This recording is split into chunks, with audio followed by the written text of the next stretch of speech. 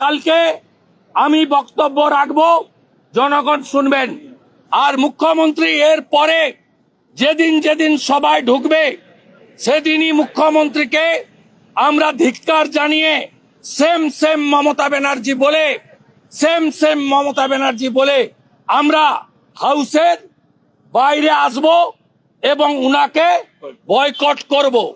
আর আমরা গর্বিত, হিন্দুদের জন্য বলতে গিয়ে সাসপেন্ড করেছে। এই সময়কালে আমাদের এমএলএরা তারা বিধানসভার ভাতা পান না, প্রয়োজনও নেই, কিন্তু বিরোধী দলনেতা ভাতা পান। আগের 8 মাসেও আমি ভাতা নিইনি। এই আগামী 1 মাস আমি ভাতা প্রত্যাখ্যান করব, যেহেতু বিধানসভা থেকে আমাকে অবৈধভাবে সাসপেন্ড করা হয়েছে। হিন্দুদের জন্য বলার জন্য, বাগদেবীর জন্য বলার জন্য, এই সরকার মোল্লাদের সরকার, এই সরকার মুসলমানদের সরকার, এই সরকার আনসারুল বাংলার 7 সেকেদের সরকার, এই সরকার কাশ্মীরি জঙ্গি জাভেদ মুন্সির সরকার, এই সরকারের মুখ্যমন্ত্রী মুসলিম তোষণকারী, হিন্দু বিরোধী মুসলিম লীগ 2 এর সরকার। তাই এই সরকারের বিরুদ্ধে আমাদের আন্দোলন চলবে। গোটা বাংলার হিন্দুদের কাছে বিচার রেখে দিয়ে আমি আমার কথা শেষ করলাম।